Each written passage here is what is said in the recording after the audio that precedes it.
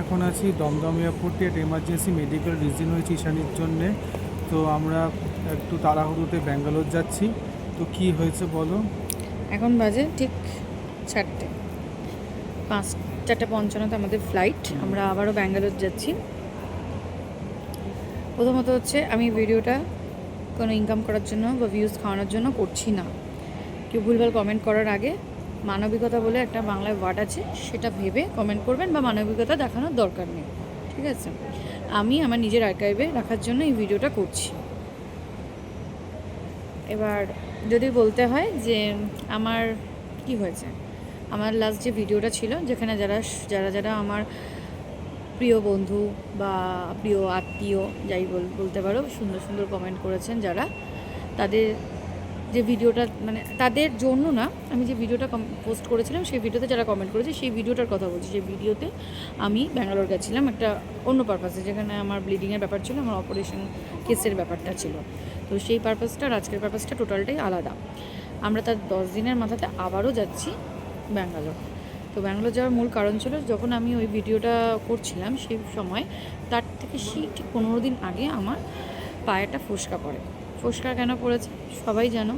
আমি একটা দামি জায়গা থেকে, দামি দোকান থেকে, হ্যাঁ একটা নামি দামি দোকান থেকে আমরা একটা জুতো শু। ক্রক শু কিনেছিলাম। সবাই সেই দোকান থেকে কেনো, আমি কোনো দোকানের বদনাম করছি না, শোরুমের বদনাম করছি না। আর নতুন জুতো কিনলে সবারই পায়ে ফোসকা অ্যাজ পড়ে। ইউজুয়াল আমারও পড়েছে ফোসকা। সেই ফোসকাতে আমি নর্মালি ব্যান্ডেড, আমার কিছু একটা হলেই আমি ব্যান্ডেড লাগাই, কিছু হলে ছোটোখাটো কিছু হলে ব্যান্ডেড লাগাই। তো ব্যান্ডেড লাগিয়েছি।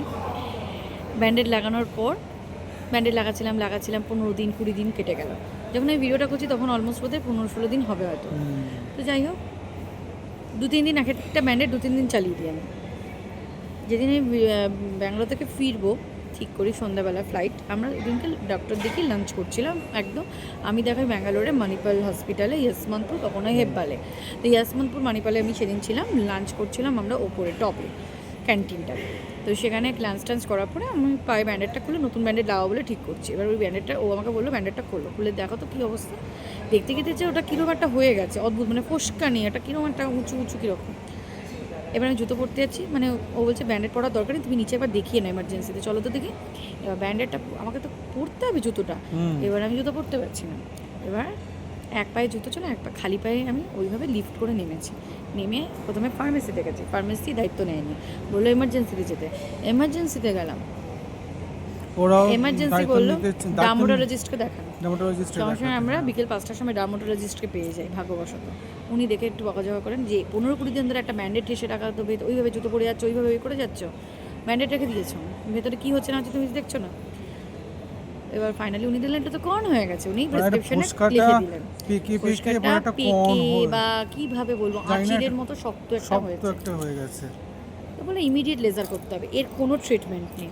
তাও আমি বুঝলাম যে আর লেজার শুনে পুরো ওর শরীরটা গেছে। খারাপ হয়ে যে গেছে। লেজার বলেছে আমার উপর দিয়ে তড়িৎ বয়ে গেছে যেন, ব্রেনের উপর দিয়ে না না আমি যাবো না, মানে আমি বাড়ি যাবো, আমি এখানে লেজার করাবো না। লেজার ফেজার আমার মাথার উপর দিয়ে উড়ে যাচ্ছে, এই সদ্য একটা অপারেশন থেকে উঠেছি, আবার কি লেজার ফেজার।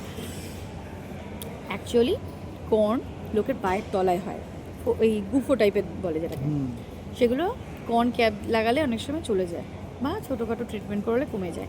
কারোর পায়ের ওপরে, পাতার ওপরে কারোর কর্ন হয়েছে, আমি দেখাচ্ছি ভিডিওতে। আমি মনে হয় ফার্স্ট টাইম আমারই এক্সক্লুসিভ হচ্ছে, আর মনে হয় কারোর হবে না, আমারই এক্সক্লুসিভ হয়। ভগবানের এবং ভগবানের মতো যে সমস্ত আমার শুভাকাঙ্ক্ষী মানুষরা রয়েছে তাদের আশীর্বাদ আমার এই ধরনের জিনিসগুলো হয়। খুব ভালো কথা, সেগুলো হজম করে নেওয়ার ক্ষমতাও আমাকে ভগবান দিয়েছে। যাই হোক, এটা ঘটলো। তা আমি বললাম আমি আজকেই আমরা ব্যাঙ্গালোর থেকে বেরিয়ে যাচ্ছি, আপনি আজকে কোনো প্রকার আমাদের ঠেকনা দেওয়ার জন্য মেডিসিন বলতে একটা অয়েনমেন্ট দিন। তো অয়েনমেন্ট দিল, উনি খুব একটা রাজি ছিলেন না দিতে, জোর জবরদস্তি ওনার কাছ থেকে নেওয়া হলো, কিন্তু খুব একটা কিছু হওয়ার নয়, উনি আগেই বলেছিলেন হওয়ার কিছু নয়। তাও আমি বাড়িতে এলাম, বললেন 2বার করে ড্রেসিং করতে। আমি 2বার জায়গায় 1বার করে করতাম, কারণ নিজে আমি করবোই না, কেউ জায়গার মানে ওই জায়গার মধ্যে আমি হাত দেবো না, ও এসে রাত্রিবেলা এসে 1বার করে দিত, সেটাই সারাদিন আমি চালাতাম।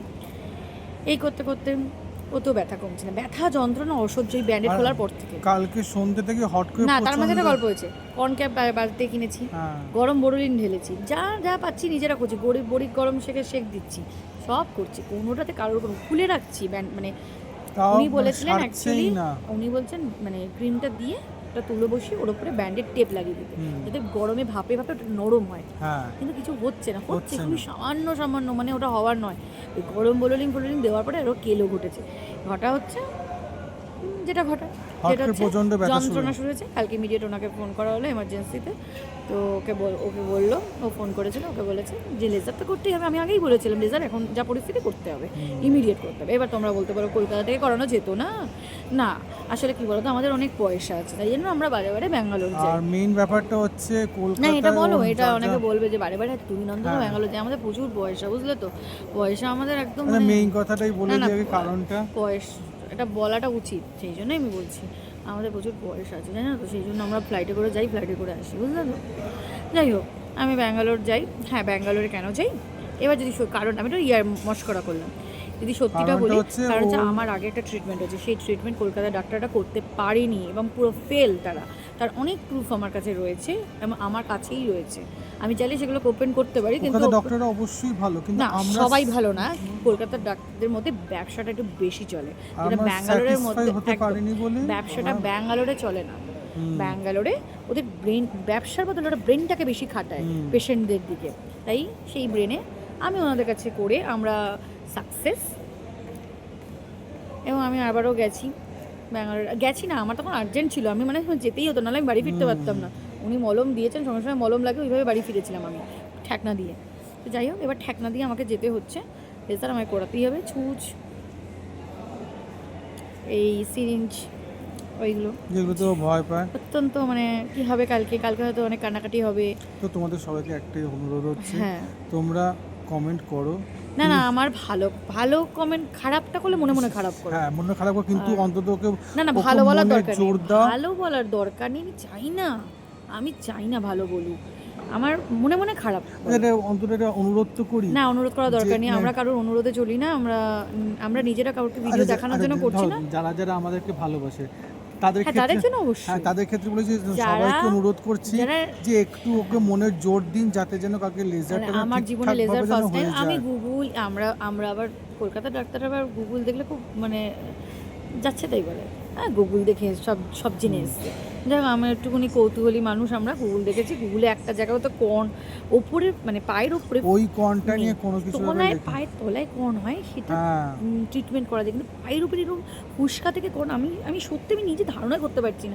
এখন কালকে অপারেশন, কী হবে আমি কিচ্ছু জানি না, আমাকে ওটা করতে হবে, নাহলে আমি এই যন্ত্রণা আর নিতে পারছি না, থেকে আমি আর পারছি না, আমি সুস্থভাবে বাড়ি ফিরতে চাই, এটা আমার মানে আমি আর নিতে পারছি না এখান থেকে। এটা কি ডক্টর বলেই দিয়েছে, এখান থেকে আরও বেশি কিছু ঘটতে পারে, আমি দেখতে পাচ্ছি ঘটছে। তো অনেকে বলতে পারে আমরা মিথ্যেভাবে ভিডিও করছি, আমি পাটা দেখাও।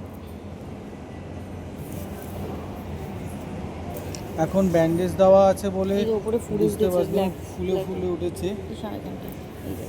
হ্যাঁ, দেখতেই পাচ্ছ। আমি পারলে দেখি যদি সম্ভব হয়